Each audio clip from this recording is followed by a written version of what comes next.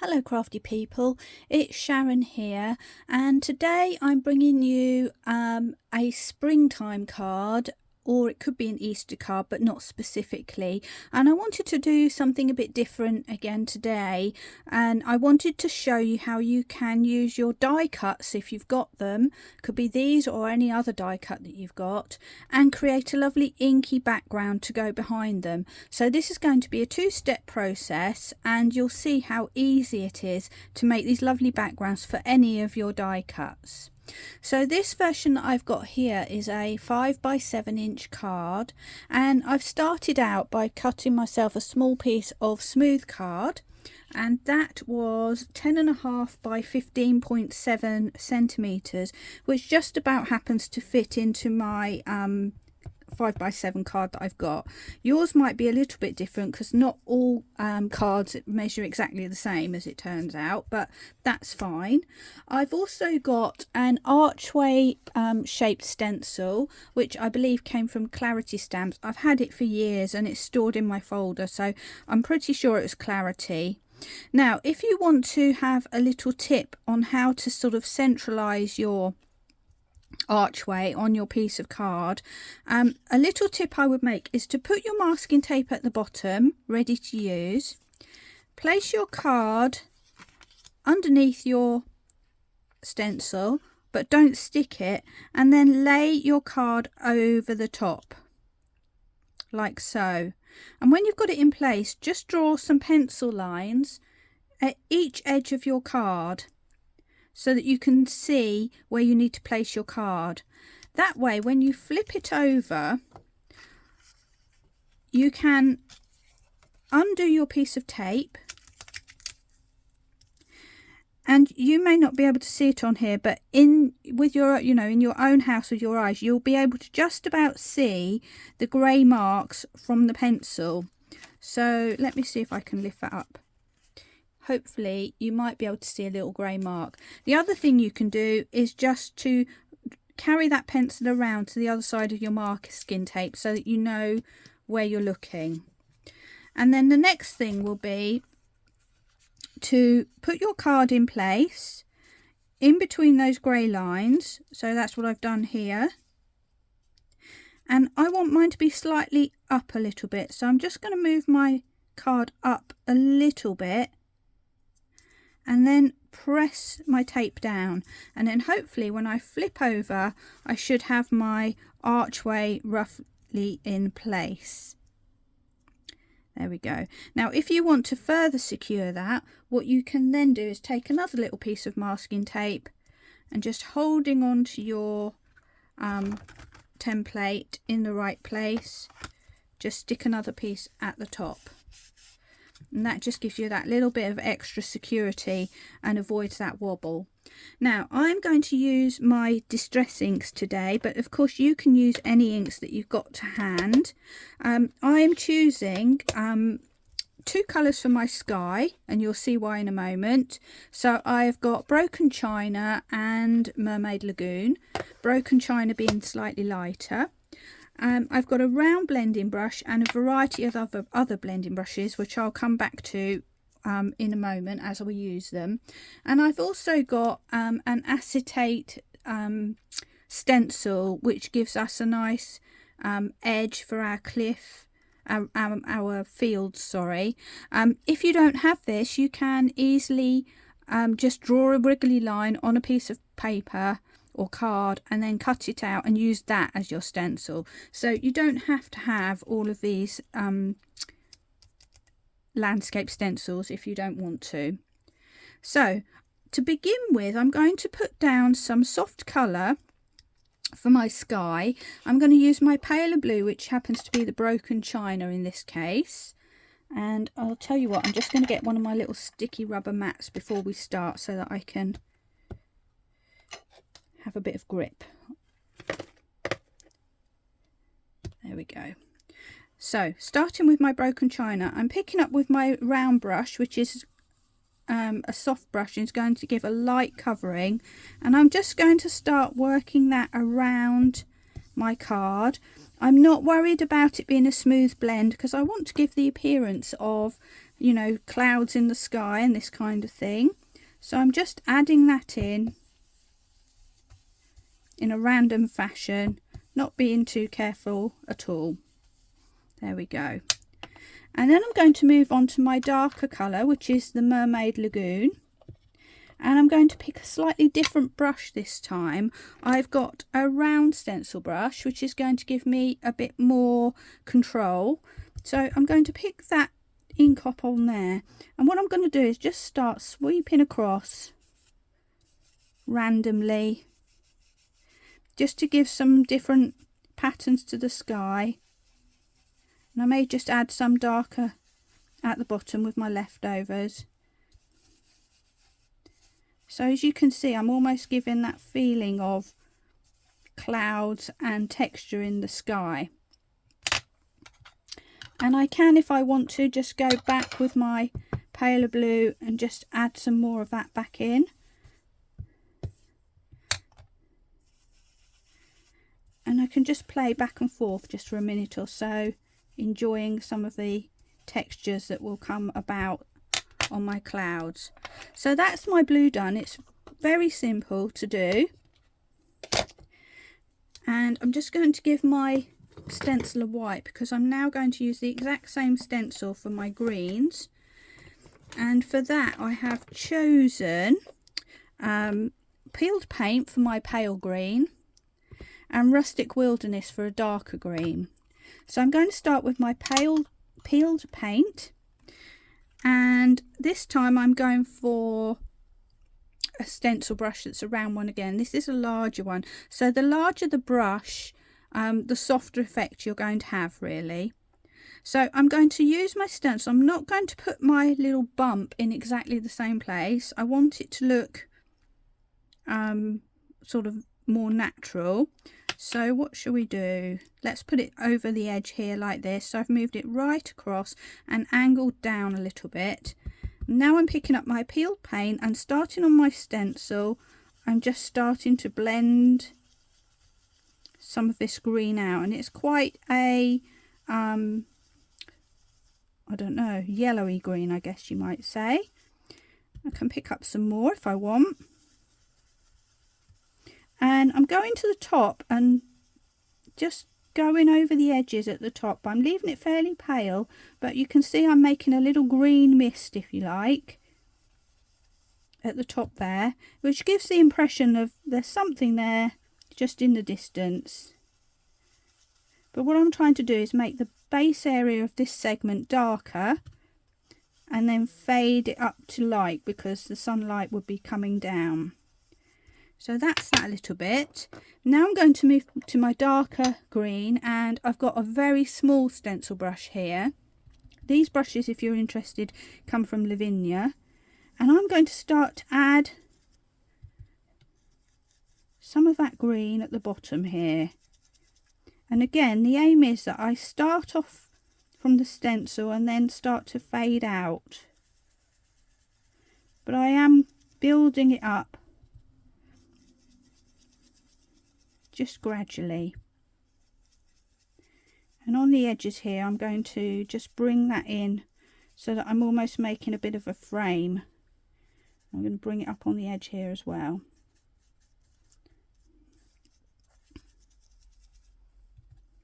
And you can just keep working that as much as you want to. You might decide you want to go back with your paler green just to bring that together a little bit more. And I am going to go back up to that original line that we did, and I'm going to add some of that dark green in there as well. So I'm just carefully placing my stencil back in place, and I'm going to repeat the process. Give myself the impression of like some sort of bushes or something in the distance. And again, this time it doesn't want to be a perfect blend. We want to give the appearance of there's something just sticking up, some scrub. And again, we can just add some more of this green if we want to. I'm just pulling it up this time to give the feeling that things are sprouting. And I might do the same with this one.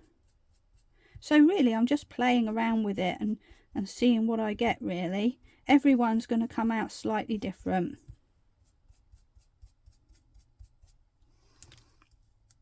Lovely. Now I'm going to go and make another area of interest. So I'm just going to move my stencil again and coming back with my softer green.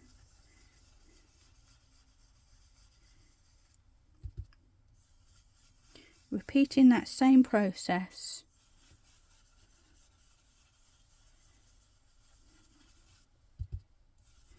And trying to leave a little bit of, not completely white, but just faintly green area at the top.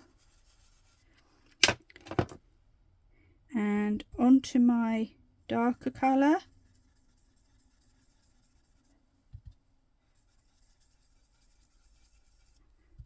And these colours will mix and create their own blend as well, which is really quite nice.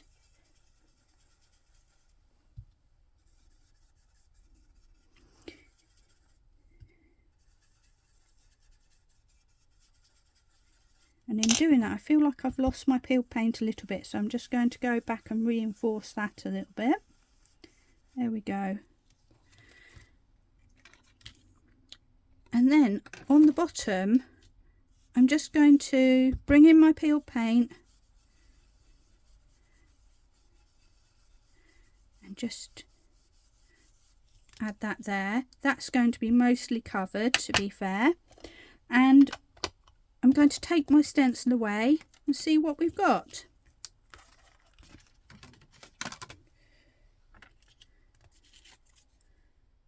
And there we are, lovely background that looks almost airbrushed, but ever so simple to achieve. Now I've got a very harsh line on the bottom here, and I'm going to start sticking my die cuts down here.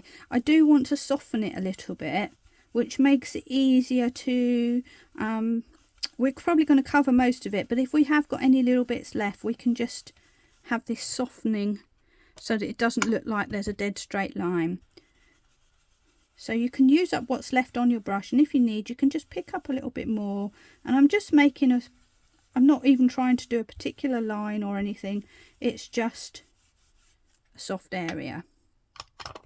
There we go, and there we have our background ready for anything that you might want to put on there. So that could be, well, anything really. Could be people, could be, you could stamp on here, you could choose other characters. It's really up to you. Now I, as you know, always like to do a little bit of doodling on my cards, so I am going to do that now. And I'm using a uni pen, which is my favourite kind of pen to use. And the best thing about these is that they're actually quite cheap, so win-win. And this one is a 0.2, which is quite a narrow one. I'm just going to draw some wiggly lines around. And you know what I like to do with these does change, you know, the style of doodle that I might like to do. They're all basically the same, but I do change them at the moment. And you'll see what I'm going to do in a minute. So I'm just drawing a basic line around the edge. It's not a straight line. I'm not trying to do a straight line. I'm just being very relaxed. And then I'm going to go over it and then just do some little squiggles here and there. This is my preferred thing at the moment. I just think it adds a little bit of interest. And then I'm going to go and do the same. And I'm trying not to be too uniform about it.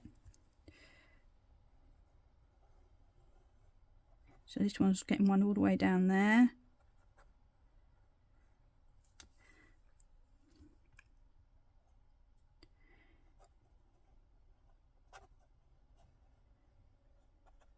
There we are. And there we have a squiggly frame, which is just adding interest and drawing your attention into the middle of the card. Now the next thing I am going to do, if I can find it, is I'm actually going to mount this onto my backing card before I actually start sticking. And that's because I want, if I bring back my original card, here we go, I don't want everything to be stuck in the middle on this white piece of card. I want things to come out across the edges and look a little bit more natural. So I'm going to stick my card together first and then add my extra bits and pieces on the top. So for me, I like to use a wet glue to do this. It just gives you a little bit of wiggle room. And my wet glue of choice happens to be Pinflair, but which is the bookbinding glue. But you know, there's loads of glues out there, so you just use what you've got. It all works pretty well, to be fair, but I like this because it has a low water content, so it will not buckle the card, and that's why I like it. So that's my matte and layer. I've picked a sort of purpley mauvey backing card to pick up some of my flowers, and then just grabbing my 5x7 card and making sure it's the right way up. This is the critical point where you want everything the right way up. I'm going to stick my card onto there, and then we are ready to start arranging our characters and our flowers and things.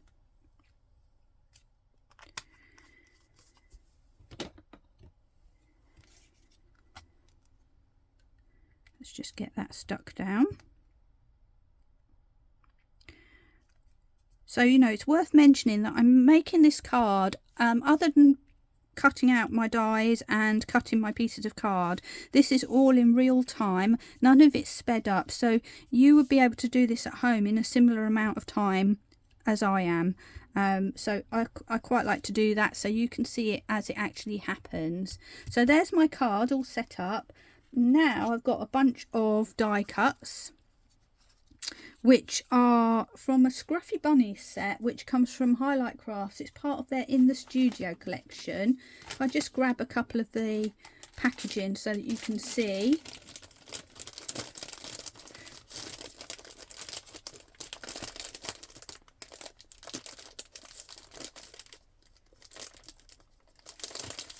There we go.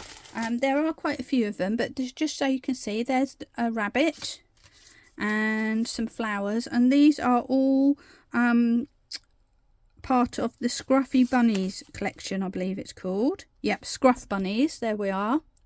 And it's a relatively recent release, so if you look on Highlight Crafts and go to their collections drop down menu, you'll find Scruff Bunnies fairly near the top, I would have thought. So that's what I'm using for my card today. I've already gone ahead and die cut a bunch of things. So I've got some nice flowers and one rabbit, which is my character. I've got a butterfly and a few of these different bluebells and things, which I've just got here. And the idea is we're going to sort of make an arrangement with these. And the first thing I kind of want to do is I'm just going to start placing things roughly where I want them. So my bunny, I want her to sit sort of down here somewhere roughly, but sitting over the edge of my card. I don't want her to look like she's sort of everything stuck in the middle, because that doesn't look natural. If I just lay some of these things around, imagine we're like, oh, must keep in the square. You know, it doesn't look... It's all this space around the edge looking a bit odd. If we start to move some of these things out, it broadens the image and makes it look more pleasing and realistic. So that's what we're going to do. Now, the first thing I want to do is I'm going to create sort of an archway around my card. I want everything to flow sort of in an L shape, so I am going to just put my first piece down like this, just check in with my bunny and make sure the base of it is hidden behind her head. Everything doesn't have to go all the way to the bottom, because remember, we're going to be hiding quite a lot of things here. So I'm picking up my Pinflair glue again, and I'm going to use a combination of Pinflair and silicone glue, depending on whether I want to be able to move things or I want to stick them firm. So starting with my flowers, that's my starting point. And I've not glued every single flower, I'm leaving some sort of loose so that they'll stick up a little bit. Let's put my rabbit back there. So we know now that she's going to go roughly here, and the base of my flower is going to be covered by her ear. And then the next thing I'm going to do is I'm going to bring in something a little bit more bushy. And I'm going to place that roughly. And think, okay, where do I want that? I think that looks fine just there. And if you're not sure, you can just put a little mark to remind you roughly where you're putting it. And I'm using this in its entirety, this die, but we are going to start cutting into some of them in a minute. So we'll move on to that. So again, I'm just going to put some glue on the base really and leave the other ones loose, and just put that roughly where I put my little indication mark. I'm just going back and checking again. And now I want to start building a little bit. So right here I have got, let's see, what have we got? I've got another identical to this one that I've just used, but in a darker blue. And I'm actually going to start cutting into this and take away some of these flowers. Or I will if I can find my scissors. There we go. So I'm going to cut around the edge of the leaves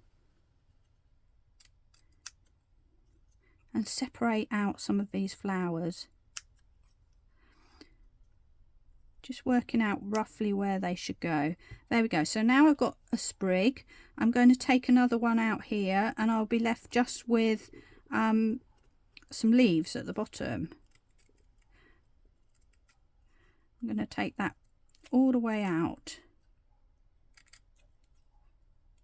So now, even though I'm using the same die effectively, I've got something interesting and slightly different that I can use to build up my picture. Okay, so now I've got a couple of leaves and a couple of sprigs.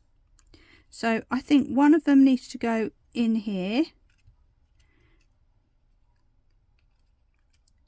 like so. And another one can go in here. And I might put it behind or I might put it in front. So I'm thinking something like that at this stage. Now, just to, again, fill out my area and just see how things are looking, I'm just going to put some more of that greenery in here and see how that looks, so that I know sort of what I'm heading for. So as you can see, I'm bringing it round and across, and I'm not worrying about staying within the lines effectively. So I think that actually looks quite nice. So I'm going to go ahead and stick those extra pieces with my pin flare glue. So I'm going to just pull that out for a moment, put some glue on, and I just need a tiny bit to secure it really. And stick it back in, make it a nice, pleasant angle.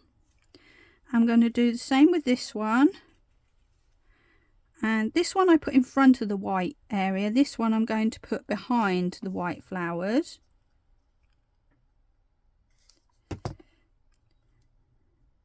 So I'm just going to weave in, go behind there, and just stick it. And then once we get behind, it doesn't matter what I do at the end here, because we're not going to see this messy bit here.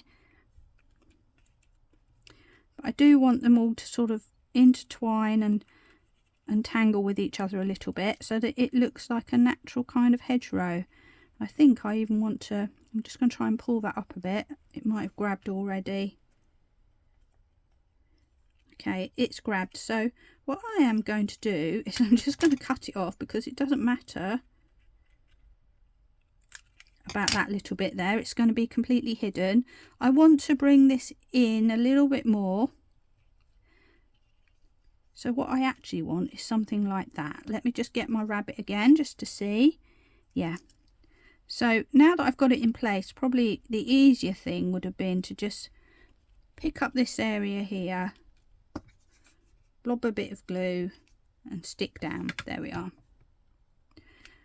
But as you can see, you can sort of play around a little bit. So I want now to secure my leaves, and again, I don't want a dead straight line where everything's lined up like soldiers. So I'm going to bring this down and change the angle a little bit. And what this piece actually is, if I lay it over, is that there. It's the exact same piece. But because I've cut it out and I'm changing the angle, it's going to look like something different. So that's the fun you can have, especially with the floral sort of die cuts.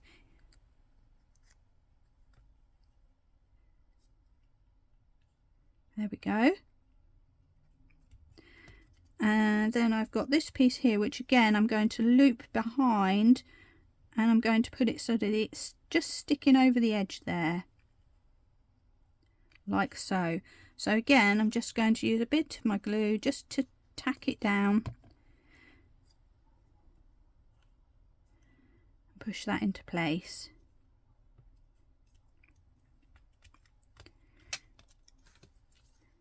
Now I've also got some of these bluebells, so we'll come back to those in a moment. I think it's time we committed the little rabbit. And for my rabbit, I want to make her a bit more 3D. I don't want her to be a flat piece of paper. So I'm going to bring in a ball tool and a little fibre foam mat, and I'm just going to round her a little bit. And the way you do that is just take a ball tool, a fairly large one, starting in the middle, work circular motions and move out to the edge. So that's her face. Kind of work in the direction of the image if you can, and then you can also just add a little bit of curve to her ears and her feet if you want to. If you want to make it a bit more intense, you can go in with a smaller ball tool, but it's better to start with a large one. That softens and bends the paper fibres, so that's why we do that. And then once she's been rubbed with the ball tool, you can then bend back some of these items. If you want, you could cut more than one of her, and you could decoupage her face on top to make her 3D. It's really up to you. You've got lots of choices. Now I am going to put some silicone glue onto the areas that I've moulded out. You wouldn't believe the trouble I had getting this glue going this morning. It completely dried up.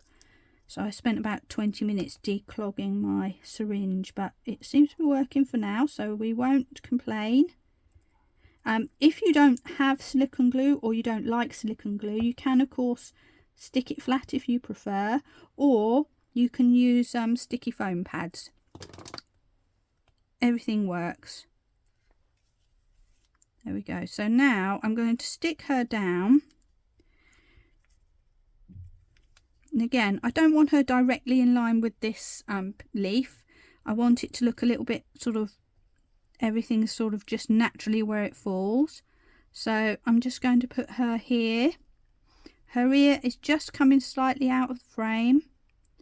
There we go. And I do need to move her in a little bit just to cover up that little area there. And we can choose whether we want to leave all these things sticking up like this, but obviously you have to be a bit careful with putting it in and out of the package, your envelope. It's up to you. We'll come back to those in a minute, because now I'm just looking and thinking, do I want to put some extras in? I think I could cut some of these and just have a little bit extra. So, you know, I'm just going to play around really, and this will come out probably slightly different to the one that I did before. But like everything in craft, nothing ever comes out exactly the same, does it? So do you know what? I think that's going to slot in quite nicely there. And so I'm going to get my glue.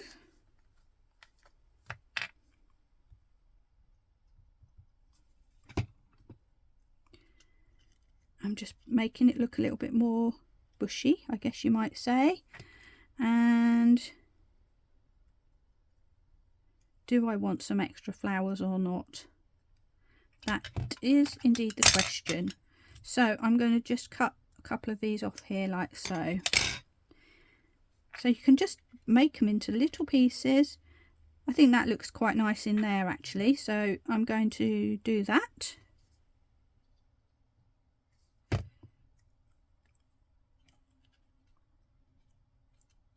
So slot that in and bring that over.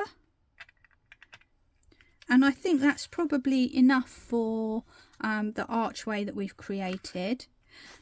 I think I am worried a little bit that some of these pieces are just going to snap when they're being pulled in and out of the envelope, so I am going to secure them down, and to do that I'm just taking a little blob of glue and pressing down, and I might not do it at the end so that I've still got some of it sticking up, but it's just to give it that little bit of extra security.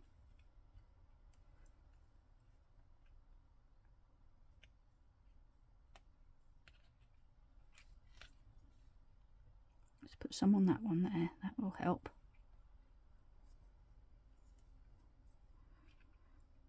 There. So the pieces are so tiny that they will naturally curve and bend anyway, but this just gives them a little bit extra security so that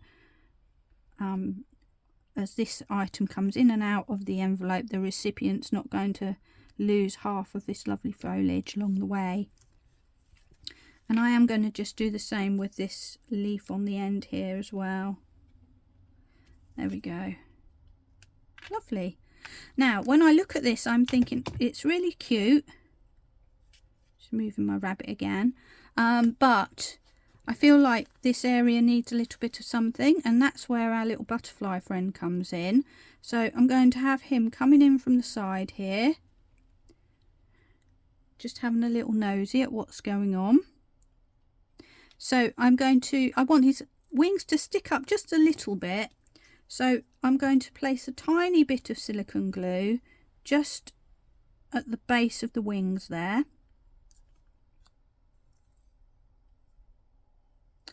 And I'm going to use my wet glue to do the body and the antenna, because I want those to stick directly to the card.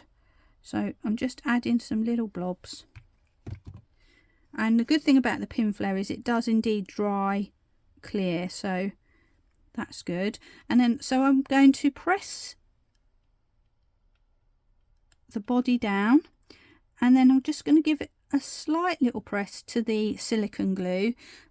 But I don't want to squash it, but what will happen is that will eventually dry as a sort of rubbery blob, which will provide support to that wing there, and we'll have that 3D effect.